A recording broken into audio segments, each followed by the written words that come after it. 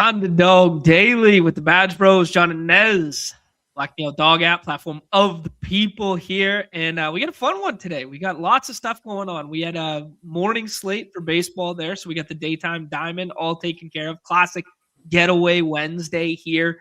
We got an NBA slate, 7-gamer. We'll walk through that. We got 4-game night slate for MLB. And then we got some brand new stuff. We got 2 brand new things. And the first one here is probably the first of its kind. We've dropped contests on here before, but we have never dropped a new style of contest. And I want to remind everybody that this is a beta and this is the first of its kind here. But something that Underdog has teased prior to this, Nez, why don't you inform the people what we're going to do to start the show? Yeah, Numi, I think, is in the process of posting it in the lobby, but it's going to be the first salary cap drafts for dailies. I believe it's going to be PGA, and the contest will be rake free. So we obviously love that. And like I said, it's going to be salary. So you're going to see like your total salary for the draft. Golfers in this case are going to have salaries assigned to them. And you obviously you draft Scotty Scheffler, you lose a big chunk of your salary. And it just introduces, I think, some pretty fun angles to this where, Underdog is going to be setting salaries a la Redacted, and you will, have to make decisions differently. It's not just highest projected player if that's your jam. Now it's like points per dollar. So you introduce that, and it just, I think, really switches up the feel of these games in a positive way. I don't know that it's necessarily great for volume, because it becomes a little more difficult of an exercise to auto draft and things like that for some of these contests. But it's a super fun idea where we're still drafting in one room, but we are valuing these players differently. Like, I do think that it's really cool. Like, I think that I think it's fun to play around with, and yeah, we'll see how it works. Yeah, we'll see how it works in real time here. This is the first of its kind. It's something they teased on April Fool's there, that this stuff might be coming in the future. And now this is the first iteration. Let's get 2 more people in here to try this out. $5 contest. I believe it was 5. Was it 5 or 10? $5 rake free, I believe, is what I clicked on. Yep. Yeah, $5 rake free. Come on, let's try this out for the Masters here. Let's get 2 people in there. If nobody else wants to fill it, Nez, maybe you can hop in as well here. I did. I just hopped in. Okay, cool. Yeah, so let's see what we can do here. But yeah, as you guys can see right now, the salaries are listed in that middle column there in lieu of ADP. So this is kind of interesting. So once the salaries are set, I imagine, unlike ADP fluctuating around, that the salaries are set in stone. So the entirety of the draft window will run parallel to this, right? So whereas we could talk about in NBA dynamics where it's like, oh, so-and-so had a ADP of 36 all morning, and now they're ADP 17. Look no further than like Jeremiah Fears yesterday. Whereas, today his salary would be stagnant. So yeah, completely different wrinkle to it. There'll be some mechanics about like leaving salary on the table. Just a super fun style to experiment with. Yeah, I do wonder if we'll eventually get ADP. Right now, doesn't really look like there's a space for it. But I think it would make sense to have ADP. What do you think? I think it would not. My instincts are salary in lieu of ADP, and double information is redundant, and it would play in the player's favor to not have it. But I don't know. Oh, for sure. Yeah. Like it would be like ADP in my mind would be like what ownership or projected ownership thresholds are on Redacted. Yeah, it would give a lot of information like it already does. But it's interesting because it's like, because I think the purpose of this contest, like stylistically, is to be different than the other style draft games. Well, of course, Yeah. but like, I still think there's like pros and cons to it, of course, but I do think it ultimately like makes sense. Like we are still drafting. I still feel like if you don't like why not show ADP here, even though you still have the wrinkles, like if there is, do you just like not want, I get it from an edge standpoint. Like I don't want people to know that like my low dollar player is a smash and he's like how you should be starting out teams with, but like, Right. almost like if we don't have him here, why have him in draft games? You know what I'm saying? True.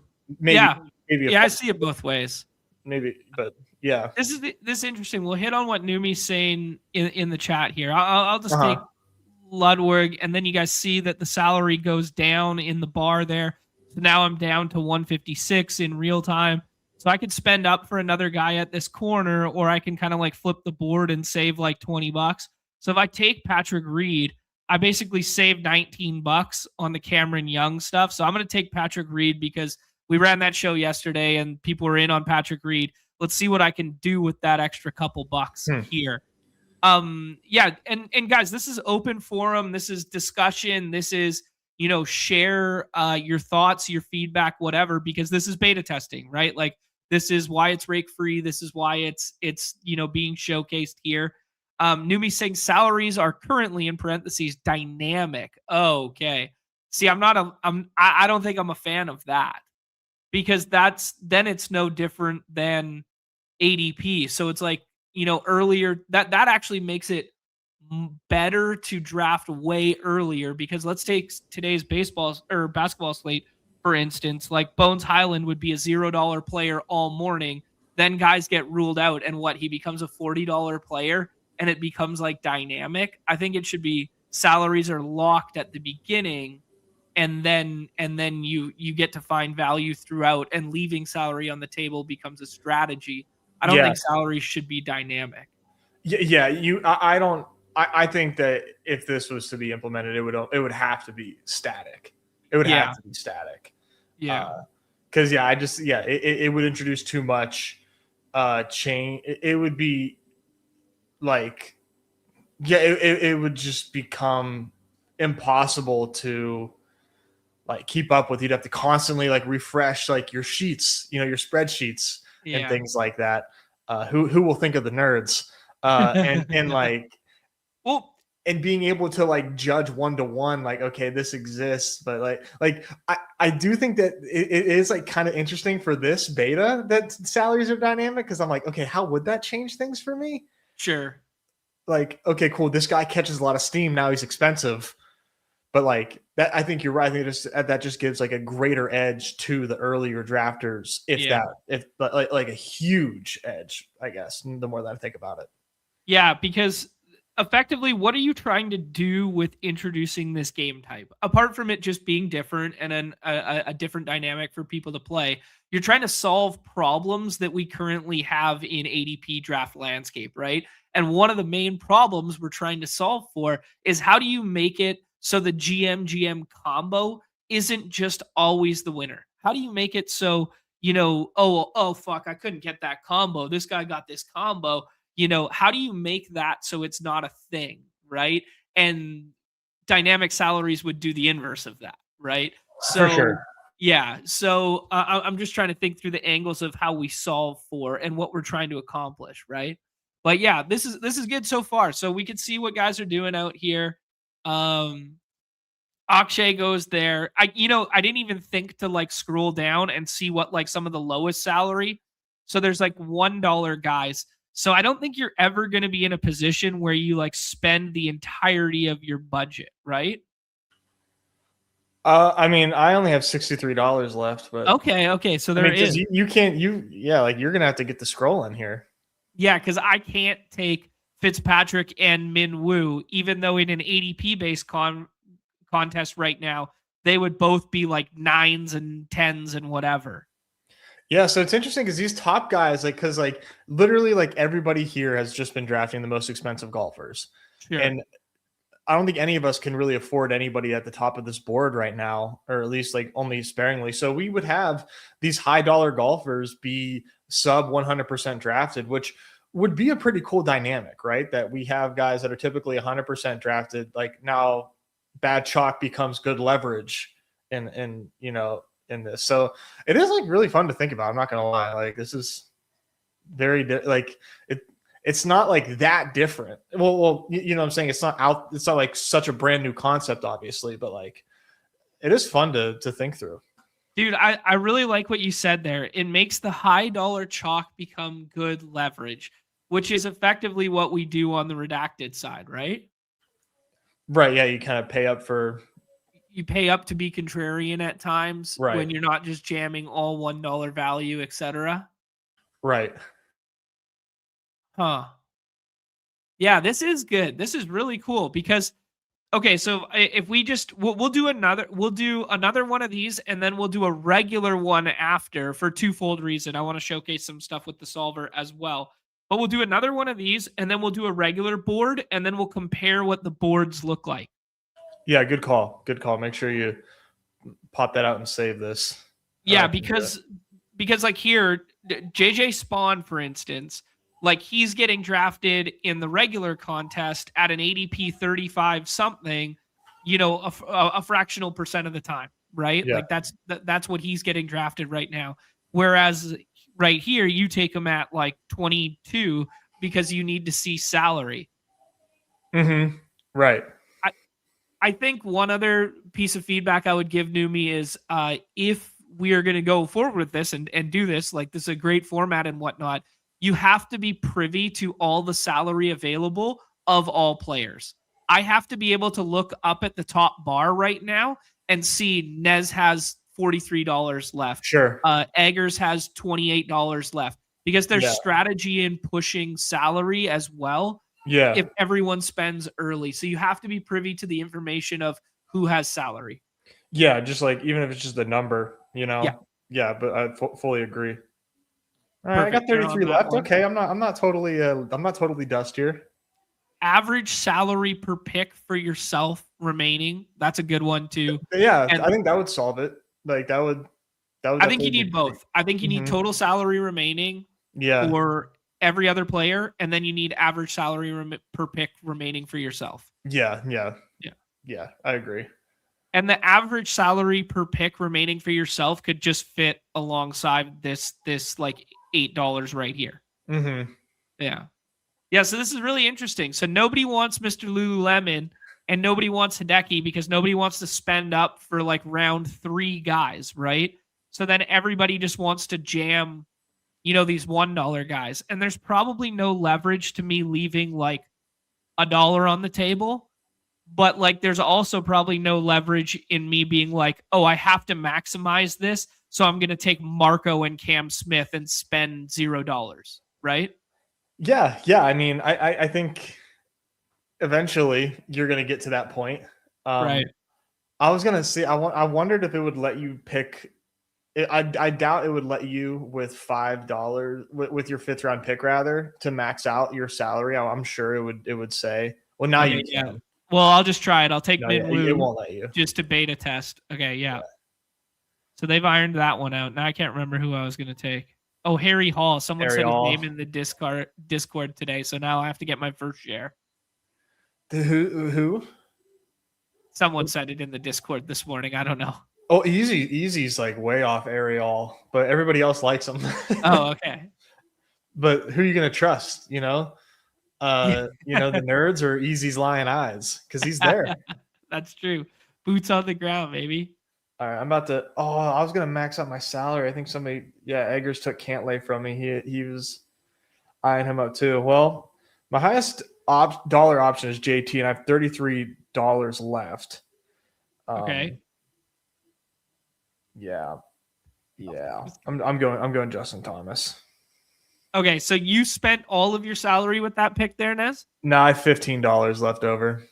Okay, cool. Yeah, so like when we're thinking through like the problem solving of like dupage in the future and stuff like that, like leaving 15 on the table is basically like never duped, right? You would think. Yeah. It would be pretty hard. Okay, I'm going to keep this open here. Make sure we get a screen grab of it. First ever auction style draft. What are we calling it? Auction draft? What are we going to call salary, it? I think. Salary draft. First ever salary cap. Salary cap draft. on Underdog right here. There it is. Oh, I screwed that up a little bit. Let me get that better for people. All right, there's the board. Everybody take a peek at that bad boy. I'll screen grab it here, and we'll do one more of those and just think through some more of the problems here. And I will make sure I have the screen grab so we can compare the difference between the two formats right now. So yeah, that'd be fun. Yeah. Okay, so I'll save that one. Beta 1. Okay. Okay, let's rip another one of those. Give it a refresh here. See if it's at the front of the lobbies for people. Rake free. So rake free to test this bad boy out. Oh, it's already like rapidly filling out here. 60 entries already. This is a new one though, this developer thing. I don't know if it's... There we go. Also, guys, I know people were having some issues with the multi-entry stuff, myself included. Like yesterday when I was doing like jamming at lock NBA and stuff, like drafts weren't populating, and then you'd wait like 5-10 minutes, and then all of a sudden you were in like 6 drafts or whatever you typed in the number was. I think we got that one sorted out. I think we got some good news on that one this morning. Yeah, it seemed like it. That was plaguing a lot of people in the final hour there, which is frustrating because I think it affected the fill rates. Yeah. We got all friends and family in here to beta test this one. David had a nice finish last night. Eggers is in here with us. Chris is in here with us. Dirt Bike Davis is hanging out, and the Miso Millionaire. Shout out Dirt Bike Davis dropping off 1 Badge Bros membership for the Run Good at the door there. Love to see it. As he should. Love to see it. What do we got here? Rlocks 24 is asking about best puck drafts coming. We got the Zamboni up there. It's all the playoff stuff. All the playoff stuff's up in the lobbies right now. Nothing for like next year's best puck. That's truly sick behavior. But we got today's daily slate, and then we got all of the best puck classic or the best puck classic style contest, but for the playoff format there. Zamboni, little Zamboni, and big Zamboni there. I think we're going to have to push some fill rates on that if anything else is going to happen and open up. All right. So I get the second overall pick here. $94 for Jon Rahm. Is there any like advantageous decision making to like go down and find the value guy? Probably not in a Masters contest, and probably not when it's at the expense of Jon Rahm, right? So probably not, but it does seem like Scotty, as always, is a hell of an advantage here. And like you're paying essentially like the same price for Jon Rahm and Scotty. So to me, that just like inherently feels bad. So I'm like, let me just like drop down to like Ludwig or Fleetwood and then just build out more, like starting there and like and some of these tier golfers instead. Right. Just because it's such like you're building such a similar team to Tuna, and you're already big time behind. True. The only issue I would counter with on that is like we're saving $8. Like the salary, I don't know. Maybe we need more disparity in salary. You know, between like most of these guys, yeah. Like if like what's the difference between? Let me bring up like, is there rankings for it? Not yet. Okay. I can't retroactively see the salary. That might be a nice add, like in the board to see like what each player's salary is as you draft them. Like instead of the draft slot that you took it at, you replace this with what the salary was. Yeah. Yeah, that would be pretty nice. Yeah. Okay, let's go to the draft real quick here. So I think it was Scotty was 98 and Jon Rahm was 94 or something. Right. So for $4, or you could go down like 14 and get Cameron Young. But what's the difference in like the $14? Like where do you add that back in? Because the difference between Morikawa and Goddard is like the same, or I don't know. Yeah, maybe more disparity in salaries. Like that's gonna be something to mess around with. Yeah, for sure. I just don't think he's locked and loaded too, but maybe I'm an idiot. Let's see here. So let's try something different this time. We'll pick like the mid-tier guys we wanted. So we'll take like Hovland and like Cantley or something like this. Yeah. We'll spend $60 for 2 guys instead of doing like the stars and scrubs build, which was like the chalk from the first draft, right? Yeah. Yeah, let's try that. Because effectively the pivot to the structural pivot will be to jam 6 mid tiers because nobody's going to spend $30 6 times, right? Probably not. Right. Because $30 6 times is still not max salary either. No, it'd be more like 33 or something. Yeah. Because it's 260 total salary. Why did I think it was 200? No, I think no, you're right. It's definitely not 200. Okay, so you probably need, hypothetically speaking, we would probably need more. I don't know. Pricing's going to be dynamic in terms of like slate to slate, right? So this is all kind of like noise. Mm-hmm. But like I like to think through the lens of like basketball. And like just because it's easier for my brain because I don't know golf as well. But like Joker today's slate should be worth like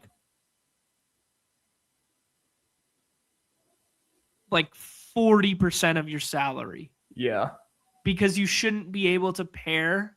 But Q tags make it interesting too. Because like should you be able to pair Donovan Mitchell and Cade Cunningham with Q tags with Jokic today? Yeah, because that would be a tough salary to set. Yeah. Cade's. Yeah. And it becomes a pretty labor intensive job for the draft games people to be like appropriately setting these salaries every single day, right? Yeah, because it's like who else is gonna do it? You know, right. It's gonna be them, and now you like, yeah, that would be difficult. That would be,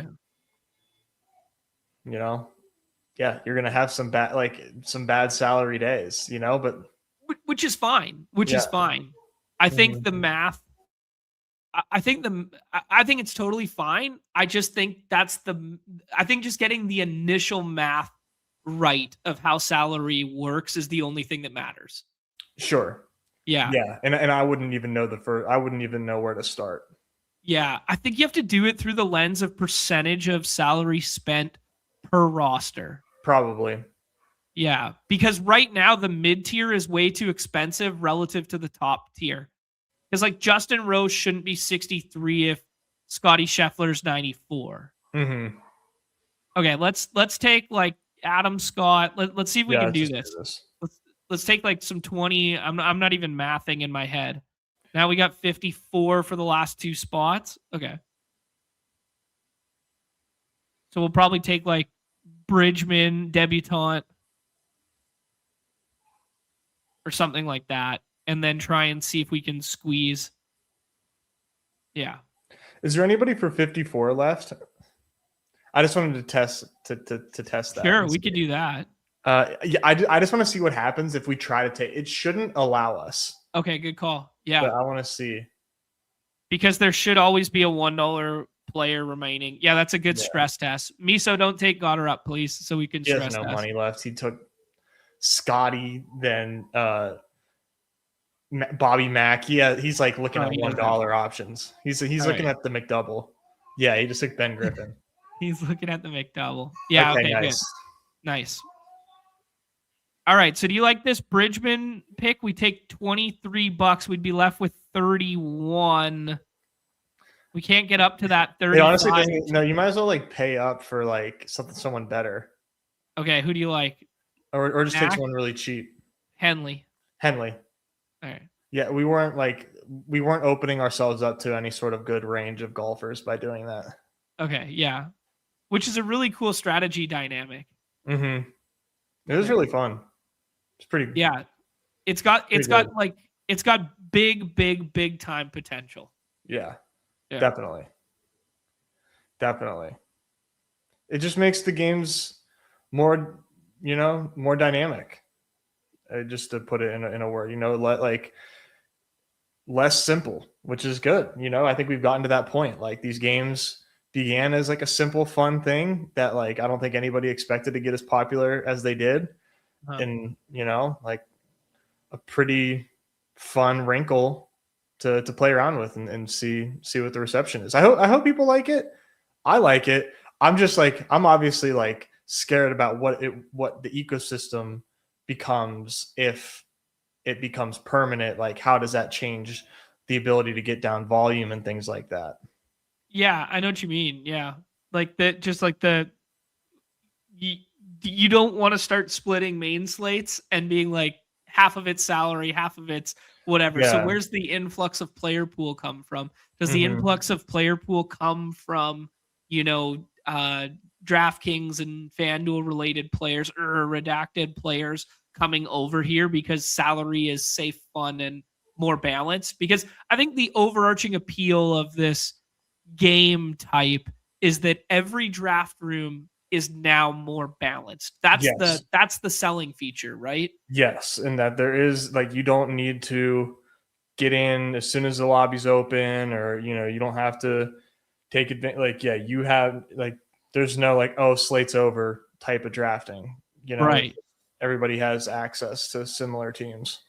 Yeah, there's another dynamic too that we can't experiment with this because it's golf. There's another like here. Just give me a golfer for a $11 spawn or spawn or salary on the table. yeah. All right, we're taking I don't spawn. know. Yeah, I don't know any of those guys. Okay. Yeah, there's another dynamic to it here where a conversation that we've had before is like swaps are way too powerful, especially silly season NBA right now. Like swaps in a vacuum just in NBA are like too powerful now that the D tag thing exists, because there's a whole strategy formulated around just taking a D tag in the last round and then waiting for the Bones Highland news and just drafting 150 and having a free square to Bones Highland. Like, you know what I mean? Just using today as like a macro example. Yeah. Like how do you iron out that dynamic with a salary based draft today? Yeah, I'm not sure. Yeah. I'm not sure that's a good example. Right. Because it's like that's why salaries have to be fixed, I think. Definitely. Or if salaries are dynamic, then you can't swap into certain guys, which becomes a huge clusterfuck of a problem. Yeah. Yeah. Yep. For sure. Because you don't have lineup by lineup swap, and you can't isolate which lineup's going to swap into which when we're using a global swap functionality. Yeah. So that's a tough problem to solve for the draft team. But all in all, really sick format. That was a lot of fun. I'd be really intrigued to carry on with this. Couple wrinkles that we would add there were just like, salaries at the top and probably fixed salaries going forward, because the problem we're solving for is just more balanced drafting ecosystem and landscape so that RNG means less. Maybe some amendments to the way salaries fit, because effectively what we have made, and you saw it in the first two drafts here, is just stars and scrubs. There's no way to play the middle tier because the middle tier is way too expensive relative to what the upper tier is. So you have to kind of balance the salaries a little bit more, I guess. And maybe, I don't know, but maybe that's the drafters' problem to solve, not the platforms. But yeah, I don't know. All in all, pretty fun initial run at it. Let's run a normal one, quote unquote normal, our standard one now, and then see what they look like in comparison after I saved this draft board. Yeah, that'll be fun to kind of compare the two. All right. While we compare the two here, I just want to put it on everybody's radar.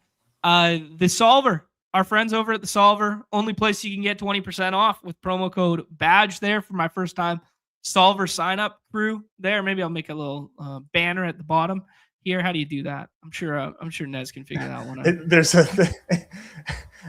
I'm sure What do you there's want one it to in, say? What do you want it in to say? style. Oh, I wanted to say badge, capital letters, 20% off Solver. And then I just wanted to go along the bottom for a little bit. That's all we need, baby. Yeah, so they're incorporating golf, which is awesome to see because the prize pools are massive in PGA right now. I mean, we got 10K up top for this. We got 100K in the Underdog Open this weekend. So, this is amazing that they're doing that, and they're giving you a free trial of it if you are currently a sub to the NBA product or the NFL product. So we can use this for our best ball drafting. We can use this for everything now. So, yeah, we'll go ahead and showcase it here. We're going to go ahead and take Jon Rahm at number 2 there. No reason to save any salary here, Nez? No. No. Considering we got unlimited, we're on Daddy Warbucks wallet now. Yes, we do. Jeff's asking, are they doing this for all sports? Time will tell. This was literally just the first beta test of it. I think the idea is to implement it for all sports in the future if it's something that the community likes and whatnot. I think it's a really cool game structure. I think it's a lower volume game structure though. So I think, when we have side contests and stuff like that are like the $100, I don't even remember what they're called right now, but like the $100 NBA contest or like the $30 crossover or something like that, I think it would play really well for stuff like that. That's like 5 max or 5 max side contests are the salary games.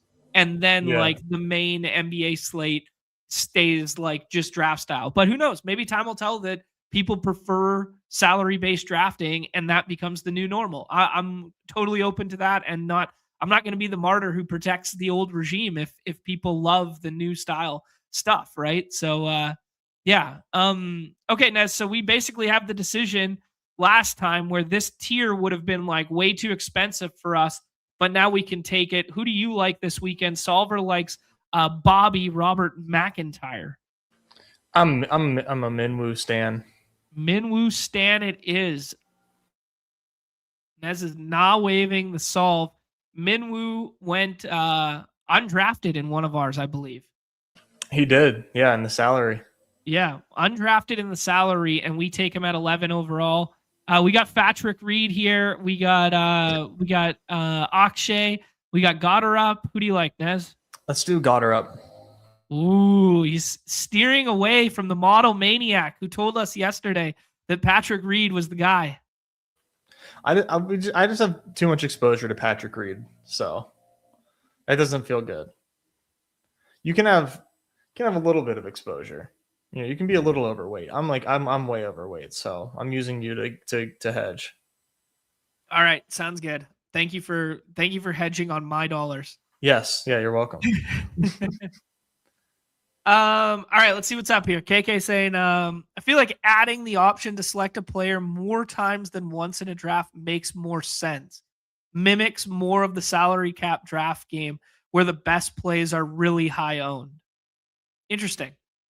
I understand the thought process. But then you're not. Then there's no draft. But then there's no draft. Yeah, that was. Then we're words out of my mouth.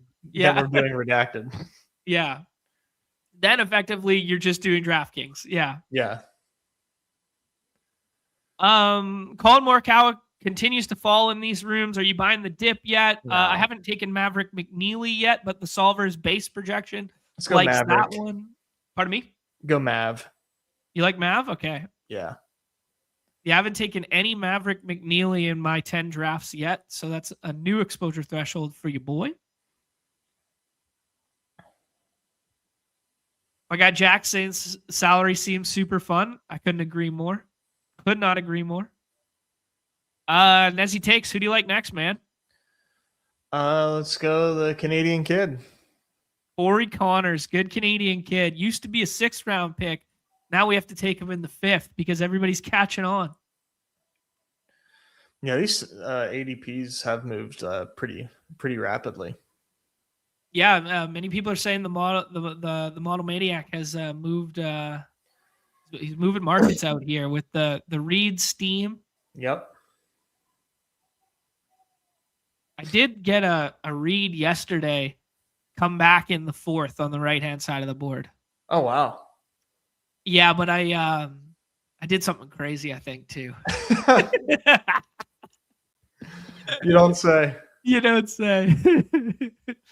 Okay, Edgar's got a question here. So wait, Numi said salary will change based off pick selections. That's the tentative. What he said currently is happening. We're providing feedback that we think otherwise, but that's a discussion point. I wouldn't say nothing is definitive right now, Eggers. And now he's saying, so Sung Jun, who's that guy? Is one of the golfers? Im. Okay, that's the last name I was looking for.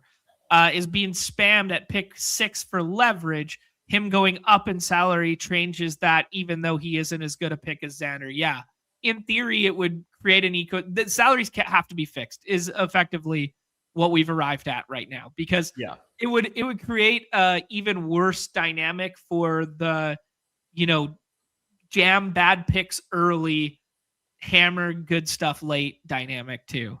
Mm-hmm. Oh man, my guy Kurt Kitayama, that's my guy right now. He went in this one. Who do you like, Nez? English, probably. All right, Harris English it is. Yeah. It always trips me up that he's an American dude named Harris English. It does. It doesn't sit right with me. It really doesn't. Like, is there anybody over in England with the last name American? Probably not. Just old Steve States on the the European Steve States on the European tour. Oh shit. That's awesome. Hey, actually, you know what? While we're at it, Nez, fuck Matt Canada. We can agree on that. Matt Canada, yeah. Yeah, there you go. There's one. Yeah, good point. Matt Canada. Okay. So let's just do this for fun's sake here. Here is draft number 1 of the beta test. Okay. So basically what happens is all the studs are still drafted in the first round. Patrick Reed is a lower tier guy, and he gets pushed up a little bit for a salary saving maneuver by the fish in pick 6 there. Right. Rose still goes in the same spot. Bobby still goes in the same spot. But by spending up on that salary, Turn Me Up has to take basically 3 $1 guys. Okay, so it's stars and scrubs. It's forced scrolling. Chad Candles goes with a stud at the top. Then he goes with 2 mid-tier guys, right? Like guys who would usually have ADPs in the 4 or 5. And then he has to do, oh, shit, I still have salary for Matt Fitzpatrick. Better spend it. And then he goes dumpster diving with 2 picks, right? Yeah. Yours is kind of pretty balanced, right? Like you got all guys who are probably drafted. For the most part. Justin Thomas, I think, is like up in the air on drafted every time. But for the most part, yeah. Yeah, these are all 100% drafted guys for the most part. Yeah. Yeah, this is a good amendment, Numi. We were saying that while we were drafting there, that salaries on the draft board would be clutch in lieu of the pick position. I think that's awesome. Good idea. Yeah, okay, cool. So then you see me take kind of like 2 $1 guys, and then I have to flip the board and take 2 third rounders, basically 3 third rounders as my 2, 3, 4. Right. And then I don't get a superstar with that. I get Ludwig, who's like $15 cheaper or whatever. Mm-hmm. Not a bad pick, but okay. Now let's compare that to the regular draft here. We got some overlap in the drafters, which is helpful. Yeah, there's JT. So Akshay goes, and he didn't get drafted in the first one, right? Let me I'll bring it up on the side. No, I don't think so. Oh no, he did. I'm thinking about the mid tier because this is probably gonna. So, gutter up goes. Okay, so it was Hideki doesn't go in one, but goes in the other. So I guess the coolest wrinkle that you can say about the salary stuff is forced ownership leverage on the middle tier. Yeah. Does that solve for anything? No, not that specific quirk. No. Uh-huh. It just creates more unique rosters and different style rosters than the other contest. Right. Which is pretty cool for coexisting, because we always talk about ownership thresholds and balancing your own portfolio across multiple contests. And this kind of inherently does it for you. Yeah. Yeah, in a sense. Because you're getting exposure to guys that nobody else is getting exposure to in the other style contest. Plus, you're getting combinations that nobody else is privy to in the other contests and vice versa. So, it does. Yeah. Cool. I mean, tons to think through, tons to talk through. Yeah. Tons of stuff to carry on with. But just wanted to showcase that at the top before we went into stuff.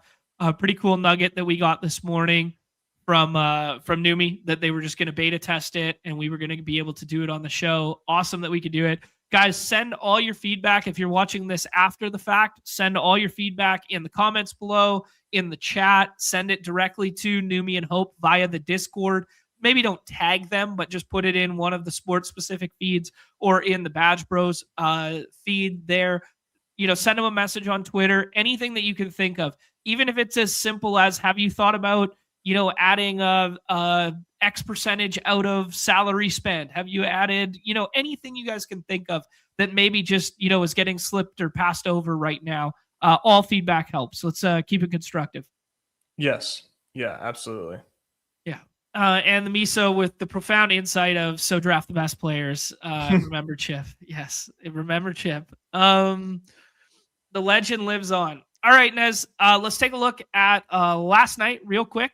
And then we will, we'll just jump right into today. Do a couple NBA drafts and then do a couple MLB drafts, two distinctly different slates there. Last night in the NBA, actually, you know what I was going to ask you? Did you get any MLB in for the afternoon today? Yeah, I did 15. Nice.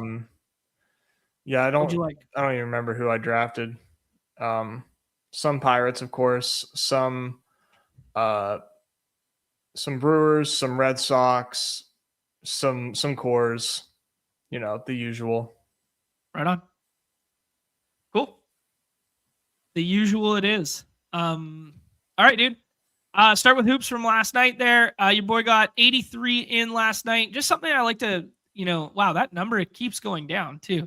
It was, I guess I got knocked down a couple places on a couple stack corrections or something. That's unfortunate. Something that I harped on in the masterclass, and I realize if you don't play, football, you probably haven't read the masterclass or whatever, was, game selection on a macro style thing.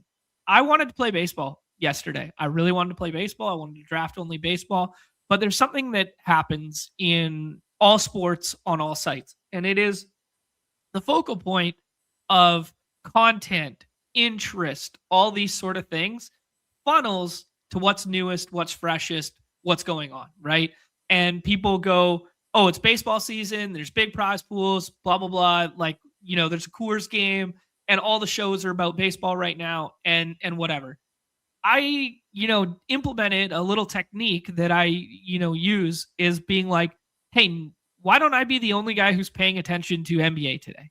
And, it worked. We had a successful evening last night and, we found some plays that nobody else was on. But I think it's just like a good macro principle to remind everybody with is like, the levers in these games aren't always just what happens in the room dynamic. It's game selection. It's where you go. And it's something I talked a lot about in the masterclass. And I just want to kind of like harp on that and reiterate, especially this time of year. Like, we had guys who found big time success in WNBA the last couple years because nobody else was drafting it. Now there's WNBA projections all over the place, right? Like these micro edges, like, people forget that like Adam Levitan was like one of the best, WNBA players on the planet. And that's where he found his niche and his, to get there. Cody Main, he found his niche doing Showdown before anybody else played Showdown. Like it's like these little micro edges add up kind of thing.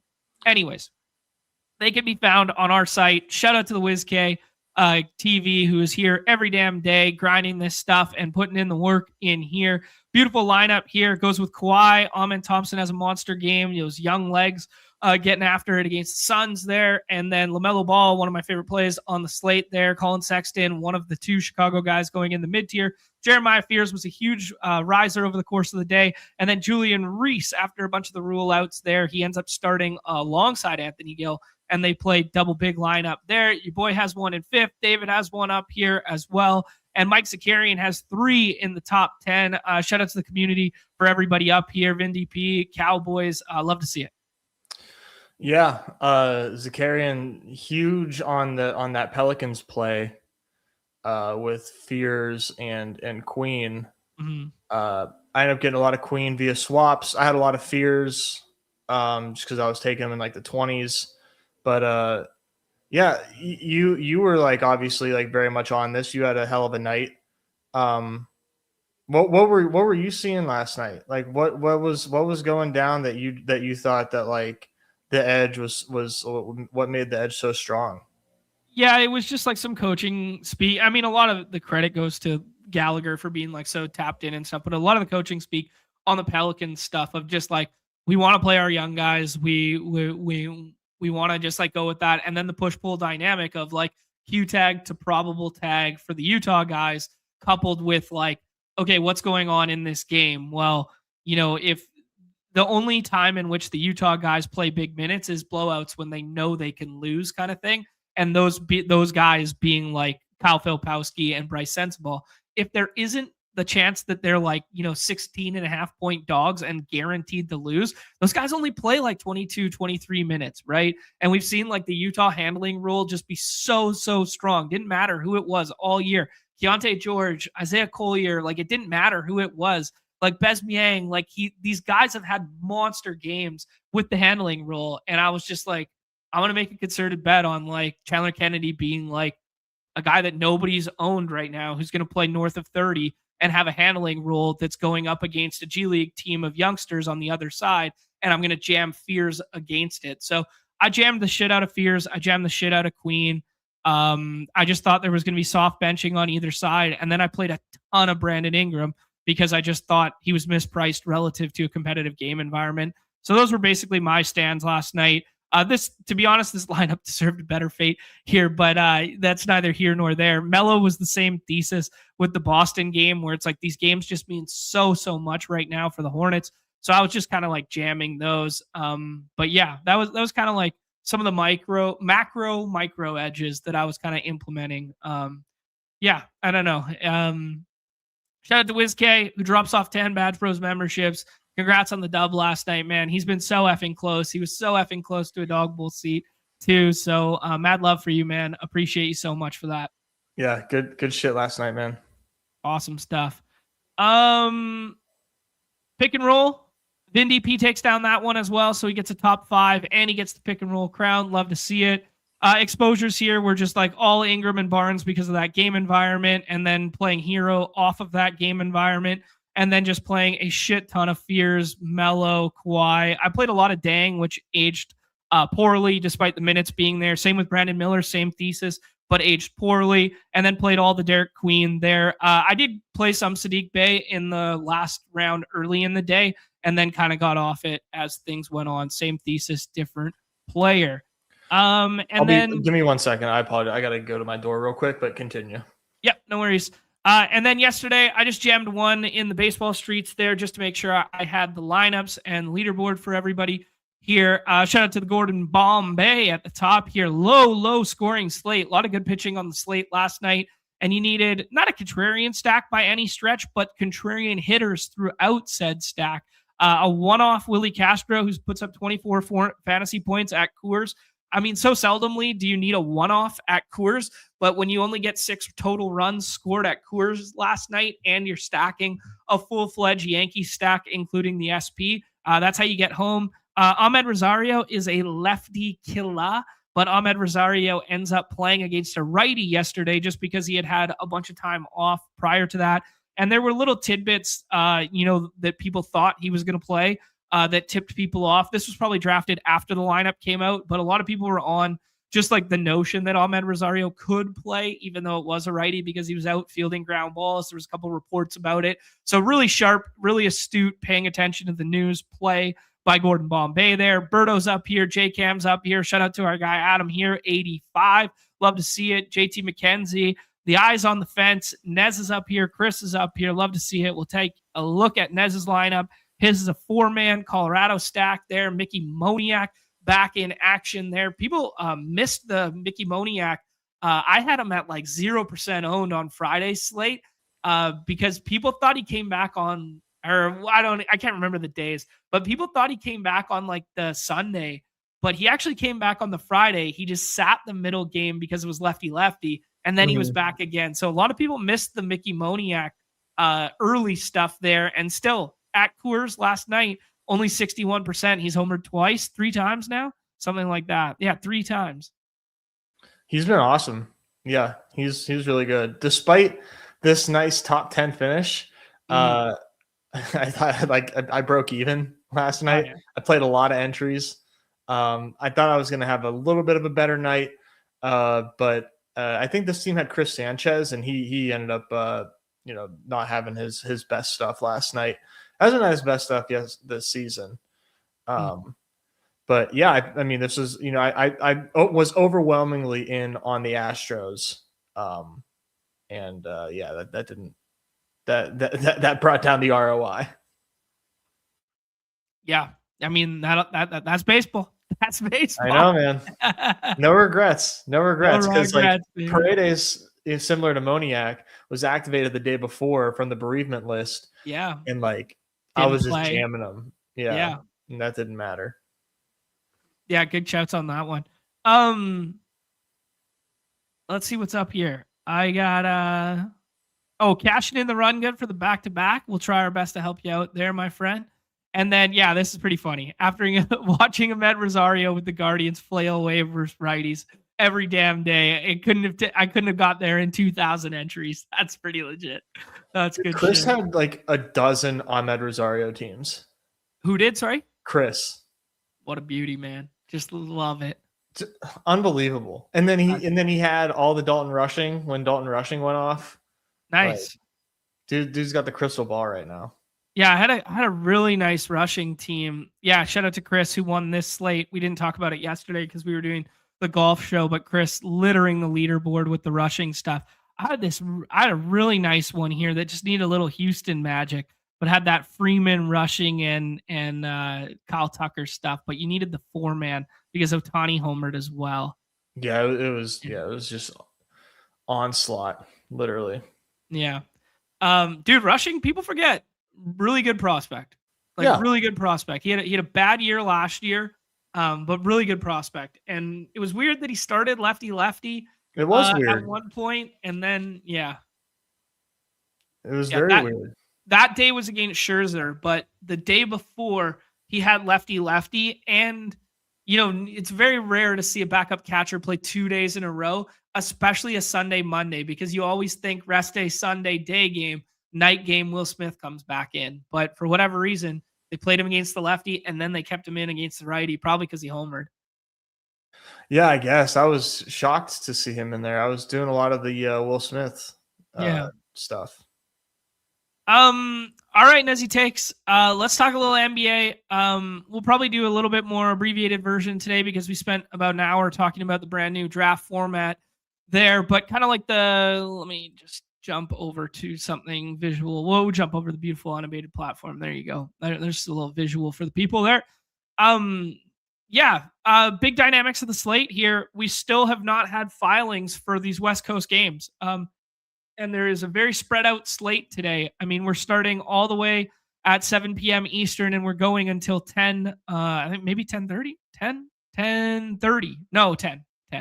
But there's 4 teams who have not submitted yet on the back-to-back, and they're all playing each other, and they're all on the West Coast. So they're not going to file for another, half an hour, maybe as far as an hour, something like that. But we have the Dallas Mavericks, we got the Phoenix Suns playing each other, and then we got OKC and the Clippers, both of which are on back-end back-to-backs. The other 2 teams on back-end back-to-backs are the Minnesota Timberwolves and the Milwaukee Bucks, both of which have submitted a laundry list of out tags for the people. A clear rest spot for Minnesota here. In the matchups column, my guy Mike Gallagher, I'll just share it with everybody because it's easier to talk through. It's usually behind the paywall, but hey, here you go, guys.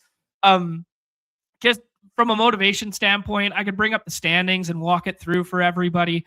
But the Magic are really motivated tonight. The Nuggets are really motivated. The Hawks are really motivated in this one. Blazers and Clippers are trying to be the team that doesn't play in the play-in, but or doesn't have to play 2 games in the play-in.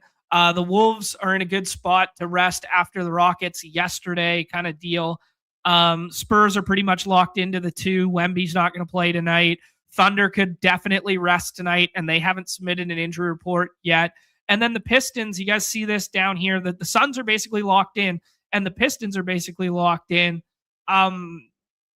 Which is really interesting because the Suns haven't filed yet, and they're probably not going to have Mark Dubb on the back-to-back, and Booker's got a high ADP. Jalen Green goes every single time. Maybe we should be thinking about a Jordan Goodwin type of game or scenario tonight where they're literally decimated and not sitting or not playing guys. And then the Pistons have this Q tag on Cade Cunningham, who went progressive. He went D tag to Q tag to now setting himself up to play. I don't know, man. What's 20 minutes? You got to think he'd be on a super strict minutes restriction. What's 20 minutes of Cade Cunningham worth today when he's getting drafted every single time in the 3rd and 4th round? Sometimes he's falling to the 5th or 6th this morning. So a bunch of loaded conversations there, Nez. It is peak silly season where we are parsing through games that matter and games that don't. And there are huge gaps in swap windows for tonight if we get news not before the slate.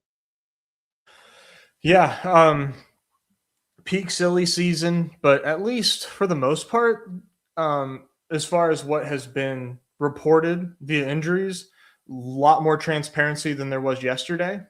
So that's good. That'll happen when the Jazz aren't on the slate. But hey, we get the Grizz. So the good thing with the Grizzlies is you don't have to draft anybody on the Grizzlies. You just don't have to. You don't have to play this bullshit. You just don't have to draft them. So yeah. Not on my board. Hilarious spread here. A lot of hilarious spreads here. Yeah, I think in my opinion, the biggest thing that has happened so far is the Timberwolves injury stuff, which I am well set up for. You were talking about the power of the D tag. I actually did something different this time, where instead of taking my D tags in the 5th and 6th, I started taking them in the 3rd. And I pushed them up even further because I wanted to make sure that I had the priority, because I thought there was gonna be big time leverage opening up, and we got it with Minnesota. Now, who knows how good of a play Bones will end up being, but excited to play Bones today, obviously. Mm-hmm. And then what we haven't gotten yet is the Thunder stuff, which has a chance to get silly. So it's J Will night, dude. I was taking J Will in the 6th round all morning. I saw WizKid do it. He was the only dude who sniped me on it yet. But it's J Will night, period. Yeah. Yeah, I think so. I don't know, man. Maybe SGA is going to play for the awards and stuff like that. But yeah. Actually, Zakarian was calling it too. Yeah. I didn't read Zakarian stuff yet. So I do want to put on people's radar here. There was a really good Athletic article this morning by Zach Harper. It was The Bounce, which is just one of his articles or whatever. And he was going on and on about how dumb the 65 game rule is. I just want to put this on people's radar for what's going on with Wemby. I thought there was actually a chance Wemby would play today because he wants to be eligible for the awards and stuff like that. But apparently you have to petition for games where you played 15 to 19 minutes to count towards your total games. So he only has 61 games right now, right? And they only have whatever 3 games left or 3, I think it was 3 games left. But if they petition for him to get credit for the times that he played between 15 and 19, he gets 2 more games, right? And then if the NBA Cup Finals game isn't a regular season game, but you could petition for it to matter. So that would bring him to 64. So I think there was like a little bit of like the D tag today that was like, truthfully, he may just suit up because he has to, because the injury isn't like overly serious by the sounds of it. If he didn't get credit for these games and only need 1 more to get 65, and he needed the last 3 to get 65. So I thought there was a little bit of leverage in playing Wemby for actually playing Wemby in the last round today, which is not going to matter because I think he's received credit now. So he only needs 1 more to go. But yeah, it's weird. Like Luka's going to finish the season because they've shut him down. They're going to put him at 64 and he could win a scoring title, but he couldn't be eligible for MVP because he's only played 64. Like, it's so dumb, man. It's so weird. Yeah. Is there any hope of that getting changed like next year? Or do they have to wait for the next CBA? I have no idea. Yeah. I just kind of like, he didn't mention it. So yeah. I don't know. Yeah. It's player participation policy and fine for teams. His like big stand was like, don't penalize players for actually getting injured. Like that's like the difference, right? Right. Yeah. Like, and it mainly pertains to defensive player of the year because Wemby should like hands down be defensive player of the year. And if he didn't win it because he only played 64 games, or if you forced him to come back early and play through the rib contusion thing, and then now he's hurt for the playoffs or something because he came back just to get 1 more game to make sure he got defensive player of the year. It's taking hardware off the shelf. It's taking money out of people's pockets. It's stupid, right? It is stupid. Yeah. It is stupid. It's a really dumb way to solve a problem that you kind of helped create. Right. Like the idea of, forcing guys to play games so that they don't sit out back-to-backs and do whatever, like they kind of make sense at times, but like this isn't like a hard and fast rule doesn't do right by it either, right? Because nobody's gonna remember in 7 years when like Wemby, they're counting his accolades. Hey, remember that time that Wemby didn't get defensive player of the year because he missed 1 last game and like whatever? Like, okay. So he's really gonna miss. He's really not gonna get defensive player of the year now. I think he'll find a way to play 1 game. I think he'll find a way to play 1 game here.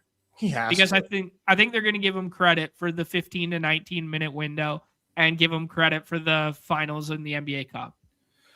Now, I wonder if that's more of a guidance or is that like literally like ineligibility? Yeah, it's a hard and fast rule, I think. Yeah. The 65's hard and fast. That's so dumb. Yeah, it's crazy, right? All right, dude. A little sidebar tangent there, but I thought it was a really good article here. Nez alluded to it here, but I will give it a quick rundown again. The T-Wolves and Bucks on the back-end back-to-backs, and they've already filed. Then we talked about those other teams who haven't filed yet. Thunder, Clippers, Dallas, and Suns. Their 7-game slate. That's 6 total teams on the back-end back-to-back, and there are no teams on the front-end back-to-back, so we don't have to worry about that sort of thing. We talked a little bit about the motivation stuff, and shout out to the fam at ETR for giving us the breakdown there that you guys can go back and look at there. Nez, we don't have to do a full game by game, but we could just talk about like some of the players that we're targeting and some of the ADPs that we like here. But first game on the slate here obviously has the big Q tag on Donovan Mitchell. I'll ask you kind of like how you're playing that because it is the second highest total on the slate and it does have a close spread and it does have some pretty solid implications for the Hawks in particular. The Hawks need this one there. So we'll talk about that. Yeah, and then we kind of just talk about how there's 3 football spreads and 2 of them are absurd. One's 20 and one's 22.5 and involves some really good basketball players on the dominant side there. So yeah, just take it and run with it for a second there, bro, and then we can go back to the platform and talk through some of the plays that we were liking. Yeah, I read quickly the Gallagher motivation stuff, because I'm not like overly familiar with like the current standings and the seedings and whatnot. But my understanding is, Hawks are motivated, right? Because they're in that clusterfuck in the East. Yeah.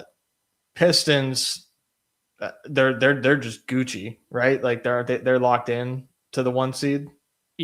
Yeah, so they're still 20. They have nothing to play for, and they're 20-point favorites. It's just Right. Yeah. so fucking stupid. But what they have to play for tonight is 15 minutes of Cade Cunningham getting back up to speed. Right. Yeah. Yeah, and then I think there's one. Oh, the Magic are motivated, right? They're part of that. They're part of that same cluster. Yeah, Magic are all in right now. They're getting some bodies back though, like Franz and Anthony Black, and then Wendell Carter Jr., who broke his nose. It looks like he's going to play through. So like this could be the most full Magic team we've seen in a while, and they're 8.5-point favorites versus a depleted Timberwolves team, right? How does that happen? How are they 8.5? Bones, baby. Ever heard of them? That's crazy. Yeah.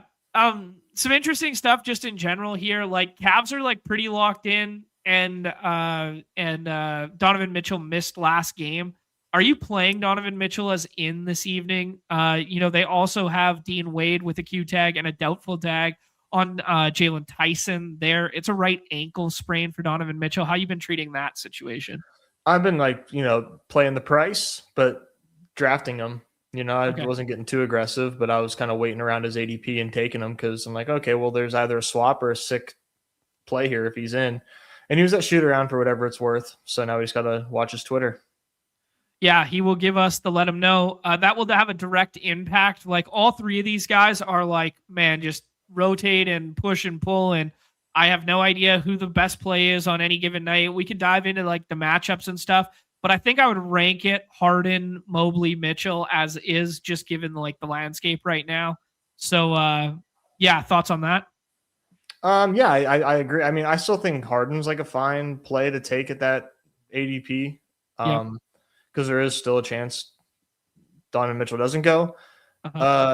Mobley, I think it's like fine. He's not as good of a pick if Mitchell plays probably, but I think it's like a fine ADP. I mean, Atlanta's still missing Jock, so I think that's +1 for Mobley there. Okay, yeah, +1 for Mobley with no backup unit Jock, and then anybody else that you would take here other than Jared Allen? Did you like Jared Allen this morning? I was taking him somewhat. Yeah. Nothing. I'm not like over the moon on him or anything. I never am. Okay, cool. Maybe the best way to do this slate here in an orderly fashion, Nez, is just to continue like this and just play like how low would you go? Atlanta would be next up, and there is 5 draftable pieces and 5 getting drafted like every single draft there. Are you into anyone in particular here? Like it's probably a pretty tough spot for Jalen Johnson, like just matching up against the 2 bigs on Cleveland side. Nickeil Alexander-Walker's price tag is really high, but his recent performance has kind of warranted that from a scoring standpoint. Just thoughts on this kind of like whole grouping. I mean, lowest I'd go is definitely CJ, and and I don't know, man. The Nas stuff, I just like out of principle, I feel like I just don't think that's somebody I should be drafting. It just is insane. Would you rather have Na or Fox today? Na or Fox? Fox, I think. Yeah, they're basically beside each other, and Na goes ahead most of the time. I was taking Fox over it too. Famous last words, though. Fox has been kind of bad. Yeah, just like, well, certainly this time it's different. Yeah, right. Billy the Kid saying that Dallas has 5 Q tags. Not officially official yet. We haven't got an injury report filed on them just yet, but on the site, yep, that's correct. But there's definitely going to be something on the back-to-back there. I think how low would you go there on CJ? And I think Onyeka Okongwu, 37 minutes without Jock, and Jock's out again tonight. I think this could be like a decent Okongwu spot. So I think he was my favorite at ADP, despite the matchup being tough against, some of the bigs there. Yeah. I don't have a lot of these guys. I just realized. Okay. Totally fine, dude. Yeah. Let's talk about the Timberwolves next. There, the big discussion point of the day. You guys can already see that Bones has jumped up and he's got this frothy projection. According to the site, that's because everybody's been ruled out here. We got even Conley was ruled out. Julius Randle, he's going to be the number one swap for most people. Io in the last round was going before this, and then Anthony Edwards is out here. They're only 8.5 point dogs here, but Orlando hasn't been playing great defense, but we know they have decent on-ball guys, which is, kind of bad for handling here. The Rudy Gobert listing isn't like a real listing. It's just rest Q tag. So I think one of Jaden McDaniels or Rudy Gobert probably have to be active tonight. And that's kind of what the push pull on the Q tags is, because I don't know why you wouldn't just like straight rule him out. Not that they have like any shared positionness. I think the Q tag is just to see if they can get like some G Leaguers, or if one of these guys has to be active, because I don't know why they would put a Q tag on him. Yeah, I'm like, it's a rest day, and then you're going to make the guy that is coming off long-term injury suit up and play. I wasn't buying that. I was just assuming he wasn't going to play. Yeah, it's which weird, would make Nas even better, right? Oh yeah. Yeah. How low would you go? Do you want anyone other than these top two? Like, is Dante fine tonight? I don't think you can play Jaden McDaniels. He'll be on minutes first game back. Like, I don't think you want that smoke. I don't. Would you go down to Kyle Anderson? I don't think slow-mo will play enough to matter, to be honest. Even if they were like, yo, this is like full run for you, I think full run for slow-mo is 25 minutes. Okay. Yeah. Yeah, then Dante. Okay. Yeah. Nas, Dante and Nas. Congratulations on outscrolling me. Doesn't happen often. No, it doesn't. Orlando, dude, we got all these guys full for the first time in a while. Paulo's always going to project well, and he's been playing better in recent memory. Do you have a favorite relative to ADP out of the Paulo, Suggs, and Bane tier? Probably. I think I like Bane more than Suggs. Okay. And then Paulo's just like, it's just like where Paulo goes, and he's either going to do well for you or he's going to ruin every lineup you have with him. It's so true. That's like just the peak Paulo experience, right? Yeah. It's what he does, dude. Just what he does. I am in lockstep with you there, man. I'm not in love with the notion of jamming Suggs today, especially with Franz and Black back. Even if they're going to be on minutes, it's just they impact the usage. And if this game is over like pretty early because, they're 8.5 point favorites, they're playing for everything, and the other team is waving the white flag a little bit, like, I don't want to be the guy chasing Suggs today. No, it doesn't feel good. Okay, this cool. This is not his normal price. He seems very, very priced up for some reason. Yeah, I think Bane is as low as I would go here, man. I could see why people would get to De Silva, but like that's only because when Franz and Black are out and he can start and play big minutes here. I mean, maybe you could get to like Goga if he starts, if Wendell Carter Jr. doesn't play with the broken nose, but I think he's going to play tonight.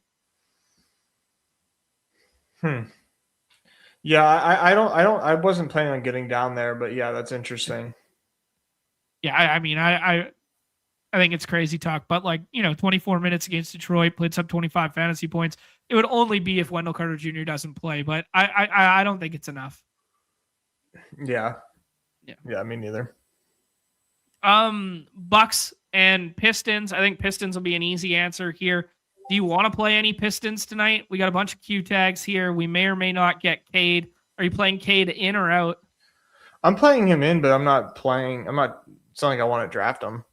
Yeah, I kind of agree with that. Like, I took him in the fourth a couple times. I took him in the fifth just because, like, I wanted a little bit of exposure just given the landscape of the slate, or I wanted the swaps if he doesn't go. but like I'm not banking on anything more than 18 to 25 minutes a Cade, and maybe 25 against the Bucks with nobody is enough to get it done. But I don't know. Do you like Duran? Do you like Jenkins? Do you like any of these other guys? Just Duran. Just Okay. Duran. Wasn't really playing a lot of the rest of these Pistons. Yeah, I don't know. Unless you can tell me who's going to get like all the garbage time, and even then, I'm like, is that even? That's not something I like to chase. So yeah, it just seems like a game that other than Duran, I have no interest in, and I'm fine with that. Yeah, I mean, I think if you wanted to do like the garbage time chasers here, you go Kevin Huerter sits, Beef Stew sits, Cade sits, and it's Ron Holland and B-Ball Paul versus Usman Dang. Like that's the verse Usman Dang and Gary Trent. Like, like that would be like the game stack of garbage time guys. But I don't want that smoke. I don't want that. And I think Beef Stew will come back when Cade comes back because they did the progressive Q tag with him. Now, maybe that's not tonight. But like Beef Stew, even just the presence of like 15 minutes from him, like makes me like Duran less. Sure. Yeah. Yeah. Like these guys don't have to play that much. Right. Yeah. I'm kind of like low key, just like full fade Detroit, to be honest. Yeah, probably wise. It's and then like so if you fade Duran, who are you gonna who's taking his spot? Do you like Fox in this spot where like he's gonna have all the usage, but they still have bodies and it's not a great matchup for him, one-on-one? Or are you moving up Klingon? It's just like, man, what do you end up doing if you don't do Duran? Because in most situations, he's a good pick there.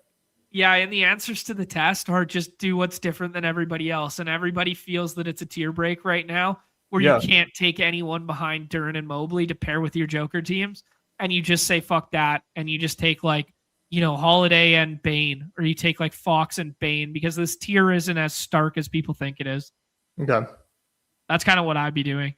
Now, can Duran shove it down my throat in 25 minutes against like half a Bucks team? Fuck yeah, absolutely. So like there's that. But like, I don't know, man. We haven't seen ceiling from Duran in a minute. Yeah. Maybe a little bit. 35s, but it's all been minute dependent. And I don't think north of 25 if everybody plays is there today. But I think his ADP's hedged on the notion that like everybody else sits. Right. Yeah. I'm with you. It feels really fragile. Let's talk about the Bucks, dude. People, we got the Ryan Rollins is in today, capital letters. He's going to be a riser as the day goes on. People are going to like that in general. When he's been playing, he plays full, so 35s and 32s. So I think for the first time in my life, even though the matchup is tough, I think Ryan Rollins is a pretty solid pick today. I was doing some Usman Dang in the last round, despite the box scores from last night. I think Gary Trent Jr. is playable, and I think Cormac Ryan is probably playable, but probably on the lesser side of the spectrum. I don't think I'd go beyond that. Like we've seen big minutes and closing from Prince, but like there's not much ceiling there. Sims and Nance are probably going to split some of the big stuff. I don't really see a ton of ceiling there, despite the box score from last night for Sims. How low would you go here? I mean, I'm not even Rollins. Okay. Like, cool. Yeah. No, I'm hardly looking at this team. Yeah, this is like finding just like who's the grossest available kind of thing. Right. Yeah, I don't know. They keep talking about Cormac Ryan and wanting to see more of him, and he plays 33 last night. Like he has that nice box score against Memphis. Obviously, it's a tough matchup against Detroit, but if he's playing garbage time and against the second unit, like maybe. But yeah, that's your guy. a little bit. All right, dude. Biggest total on the slate is that 245 by way of the Nuggets. How low would we go on the Nuggets? Joker is 101. Even if he might triple double in like a quarter and a half against this team, like dead ass. They just have no fives and whatever. So I know. obviously Joker and Jamal go really high. Do you have anything to say on them? No, it's just like this. They're going to get blown out. Not them, but the Grizzlies, obviously. So yeah, it's just they're good picks, man. They're yeah, like you said, the Joker game, it might be just like all time ridiculous. Yeah. And hey, I'll be the first to remind people, Memphis was like 18-point dogs against Denver and took them to like the brink of it. And I think they almost took them to overtime and beat them, right? Like they won. I don't know if it went to overtime, but they beat them like less than a month ago. Yeah. They did win. Yeah. But this is a different team. Aaron Gordon's back tonight. Aaron Gordon was apparently on a minutes restriction and then played 41 and went to overtime there in that Spurs game. And then he plays 31 against Portland. I think Aaron Gordon's worth a dart in the last round, but I mean, 25 minutes if this game plays to spread. Right. I have very little faith in it. Yeah. Yeah. So and the garbage time. He's as low as I would go. He's as low as he would go. Yeah. The garbage time guys here, like, it's not even that clear. Like, it'd probably be like Jalen Pickett and Julian Strawther, but like, why play garbage time guys here that like have the risk of being complete and under dumpster fire zeros here when you can just like go to somebody else who's going to play full, right? Like, yeah, not necessary for us. Cool. Memphis, my one nugget here is Ryan Roper. He doesn't play last time after triple doubling the previous time. They're managing the days on his contract. He's only got 2 games left, and there's 3 games left in the season. If he plays basketball today, I would play him. I don't know that he's going to play basketball today because I want the dudes who are going to start and they're going to play garbage and they're going to play like 35 plus. And Ryan Roper fits that mold for 2 of the next 3 games. I don't know if that day is today or if it's the last 2 games of the season. So just putting that on people's radars. You know, Lucas Williamson could be a start and close guy because he's a 39-minute guy. So I'd put that on people's radars that, like, these are the guys. Like, I would stay clear of the middle tier of guys on the Memphis team because they're the guys that are going to play 15 to 18 minutes and just like, okay, your night's over. If you're going to play anyone on Memphis, you're playing the dudes who could play the entire game and they don't care what the score is and what the blowout is. And that's Dariq Whitehead, Lucas Williamson, and Ryan Roper. Those are kind of like the guys for you then. Are they in your player pool? Oh, yeah. So Whitehead could play big minutes? I think I haven't gone like full rotation breakdown today. There's also Toby, what's his name? Akani. He's not even in the player pool. But like there's if Memphis gets, they'll have to play Taylor Hendricks at the 5, right? Because you need the size, right? Jeremiah Meshack is like a maybe or maybe not play guy. If OMP doesn't play, these guys might have 9 tonight. And like you could burn one of the last couple days on Ryan Roper and just be like, go play 36. And then like Williamson, 10-day, go play 36. Dariq Whitehead, 10-day, go play 36.